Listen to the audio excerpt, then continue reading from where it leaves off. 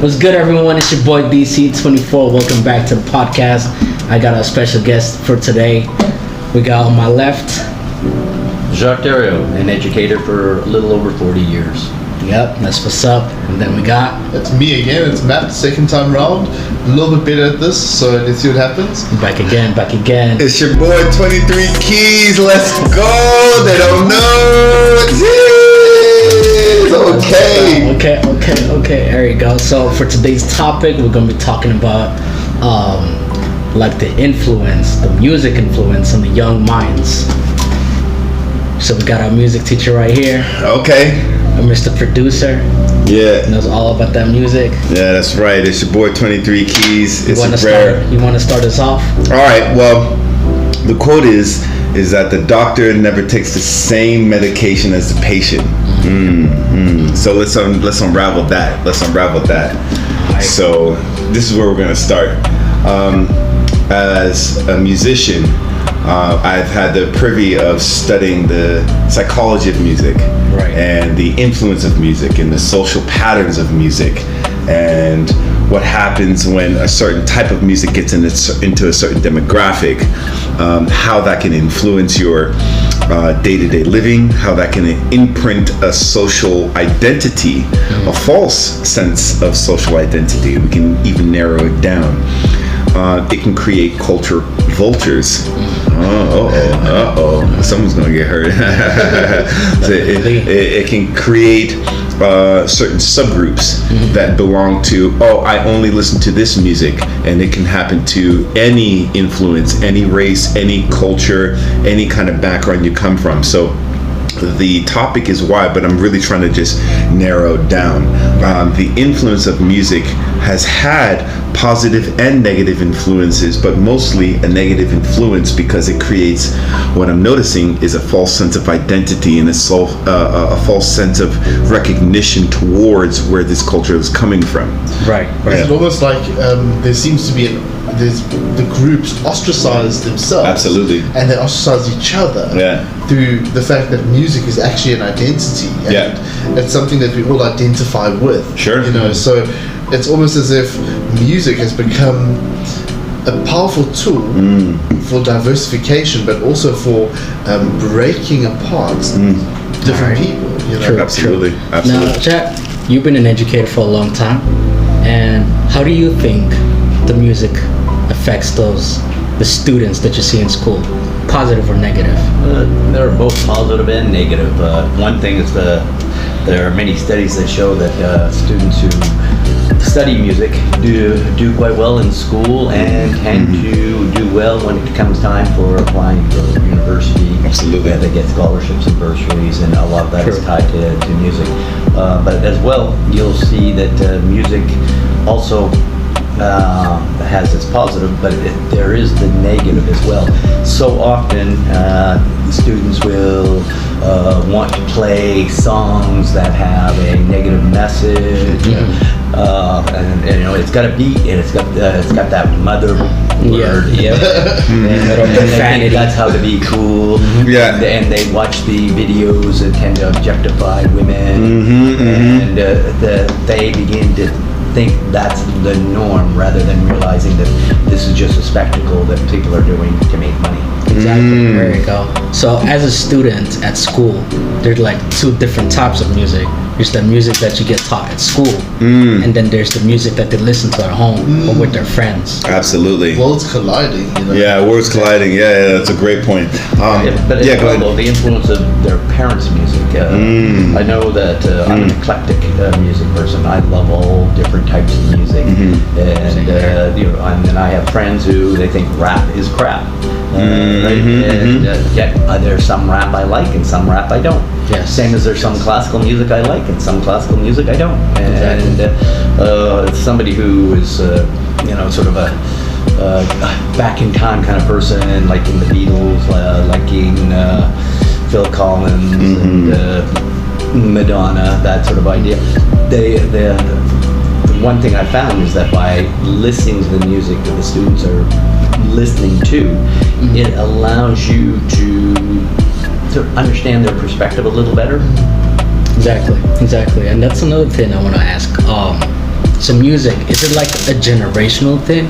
Because back in the day, when Elvis was coming up, people thought that he was like what we think as people as 6ix9ine or Lil Pump or the mumble rap. That's the exact same way they were thinking about Elvis back in the day. You see, but a little known fact about Elvis, he appropriated a lot of music. A lot of the He appropriated a lot of the spiritual hymns, the sacred religious hymns. He appropriated into his actual pop culture music. So where rock and roll comes from is actually from the antebellum age of slavery and disenfranchisement. So this is where it comes from. So the exploitation of the antebellum into pop culture is saying that this culture wants to be a part of a subculture group who is expressing themselves in pain, in recognition, in strife, in trivial things that are happening to the culture.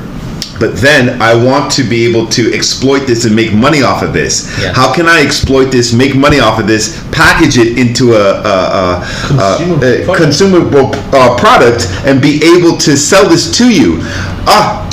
Now you have the culture who was once disenfranchised buying the music. I'm buying my own music, I'm buying my own pain, I'm buying my own social identity, I'm buying into this. Now you have people who are outside peripheral cultures.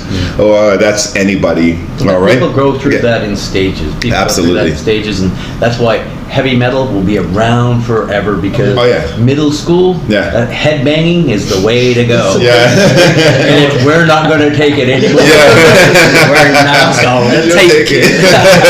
Absolutely. I see you. I got stuck there. I'm still listening to that. No, that's okay. Hey, that's a classic. That's okay. Classic. That's okay. Absolutely. It's also strange because the kind of music you listen to really has an effect on your mind. Absolutely, it does. And Definitely. This is the thing, is that if you sit back and you look at any playlist that someone listens to, you can tell so much about a person in any moment. Their mood. The mood, the vibe, and it's like my piano teacher at varsity said to me. He said to me, "Choose your friends like you choose your composers.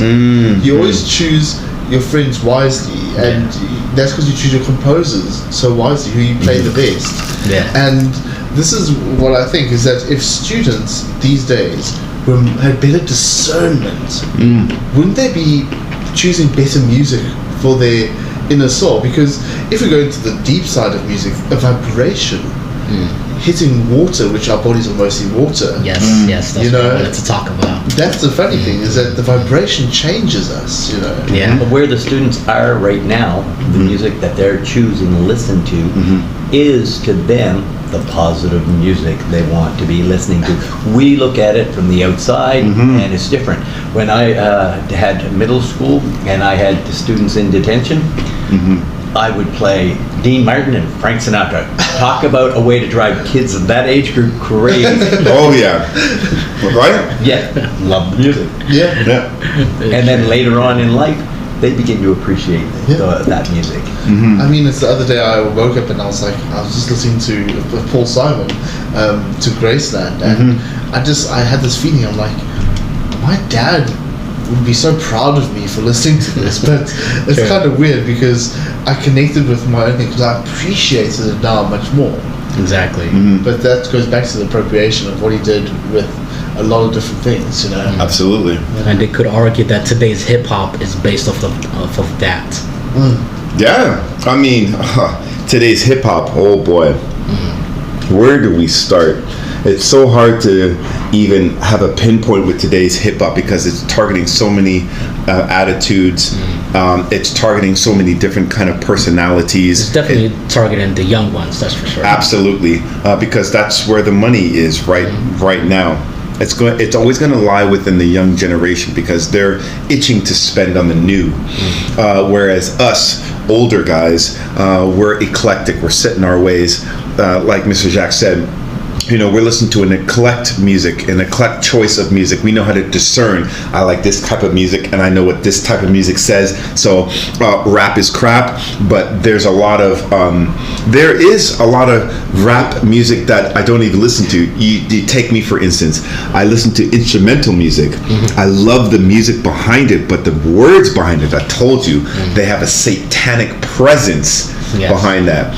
They talk about demeaning women. They talk about black on black violence. They talk about a lot of the, I guess, taboo subjects in law and music and things like that. So it's all brought up, and science and social studies and things like that. It's all brought up in music. So music does shape our trajectory in life and our social identity. That's why you have people dressing with their pants sagging down to the ground. Oh, I want to be a part of that association because I listen to this type of music. That music says I need to dress this way in order to affiliate. But it's easier to go to the bathroom that way. Yeah. Just pull your shirt up.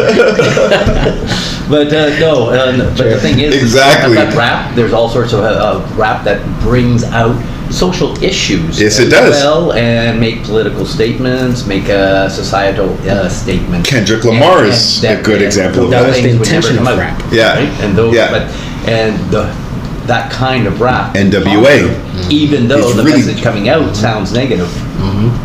Yeah, he's really talking about where it started. Exactly. Back in Bronx, New York, back in the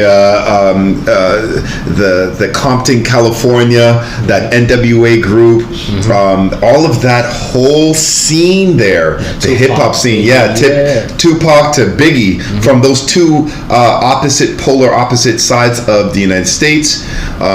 Music has just taken a whole longitude aspect of what's accepted, what's not accepted, what I'll accept in terms of cultural appropriation, and how does it benefit me. If I listen to this music, will I get more likes on my profile? Will I get more followers? Will I get more appreciation? Will I get people accepting me? Will I be cool? Yeah, will I be cool? But don't children actually, that's what they go for. Yeah. They're looking for social acceptance because it feels like, in a way, it's almost animalistic.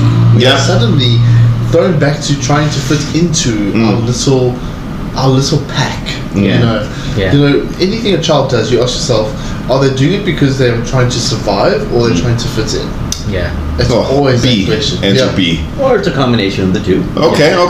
It really is. It's a blended combination because it depends where they are and with whom they are, how and what they're going to choose. It's actually very strange to think that there are so many children who are just fighting that fine line between fitting in and surviving, and the music they listen to is representing their world. Yeah. They don't even know it, but actually their world is there, and it's affecting their young minds. Absolutely, it is. Because 100%. we have to think, in like 10, 20 years' time, those teenagers we were teaching are going to be parents. Exactly. And that is exactly why they target the young ones. That is exactly why. And you could argue that the kids are being raised by the parents, but most of the times they're at school, like 9 hours. So they're being raised by the teachers as well. And then comes music. And then don't forget the whole influence of what they have access to via their cell phone. There we go. That has to be governed by the parents, but the parents, they give them a cell phone, and they're just too busy for have carte blanche to watch and listen to anything they choose. And it's all well and fine. Parents says, "Oh, I gave them a phone, but they don't have internet." Well, there's free Wi-Fi, and these kids know how to use it. Oh yeah, definitely. Well, there's narcissistic names like iPhone, YouTube, Facebook, Spotify, right? Those are narcissistic influences. They all start with the first person. Yeah. They are self-identifying. I've Spotified myself in music. I have identified myself within music. I have. We used to listen to Napster. I don't know if you guys know what Napster. That's a throwback. Yeah, Napster, Columbia Record House. You guys know Columbia? That's way back in the day where you had to order your music via the post office. Okay, that was way back in the day when dial-up internet wasn't even around. You had to call them, say I want this on the list, because they would give you a brochure in the mail and say call in for your order of music. Right? That's 10 albums for 99 cents. Exactly. And after that, it was 28. Crazy. Oh man. Well, my parents' Visa credit was for, I was 10 years old, and I'm ordering Genuine and Biggie Smalls. My mom's like, what are you doing? My credit. I ordered like $50 worth of music, right? Wow. And she would still yell at me, but it's nothing to her. But for me, it was like, oh my gosh, I got all the fresh albums of the day, right? Okay. So I'm ordering things from anywhere from Beethoven's collection to Chopin, all the way to Timbaland and Aaliyah. That's when they were young, all the way to DMX when he was young, P. Diddy, Tupac. So my breadth of music has been from because I'm classically trained on piano. So I was learning a lot of literature, piano literature, which allowed me to really understand an appreciation of the complexity of organic music versus synthetic music, right? In the days of computer organized music versus organic music, right? So it allowed me to understand and differentiate. That's why I say the doctor never takes the same medication as the patient, right? So what they're giving the children, if I was a doctor, I'd be like, you know what, I'm going to give you this pill. I know you're going to get hooked on it. It's like Ritalin, right? You're going to get hooked on it. You're going to come back for more, right? But me as the doctor, man, I'm cured. I'm good. Yeah. Right? There's no profit in the cure. There's profit in you coming back. Exactly. Right? Exactly. So